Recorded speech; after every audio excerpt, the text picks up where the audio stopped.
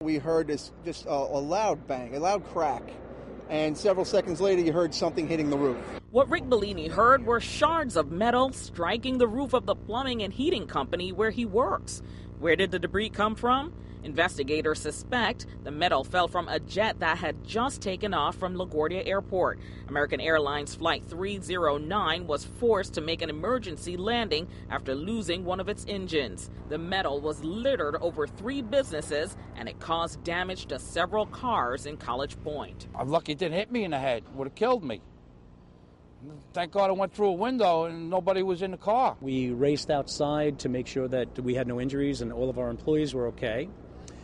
We immediately thereafter shifted our attention to the safety of those who were on the flight and immediately began trying to contact the authorities. Flight 309 was headed to Chicago when the crew reported a loud noise and an issue with the number 2 engine. The pilot declared an emergency and the plane was rerouted to JFK Airport, where it landed safely about 20 minutes after takeoff. Pieces of metal were found embedded in the fuselage, but none of the 88 passengers and 5 crew members on board was injured. This is what we believe is referred to as an uncontained engine failure, where parts of the aircraft and parts of the engine actually come out of the engine.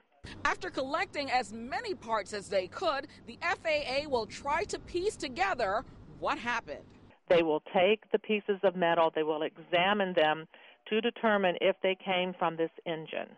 The incident got the attention of the Queensboro president. Queens has 2 airports, both Kennedy and LaGuardia, and right now we're in the flight pattern of LaGuardia, and the planes must be safe. The plane involved is an MD-80, one of about 265 in the American Airlines fleet. An American spokesman called it a very safe aircraft with a superb history. There are no plans to ground any of the planes. In College Point, Rochelle Boone, New York 1.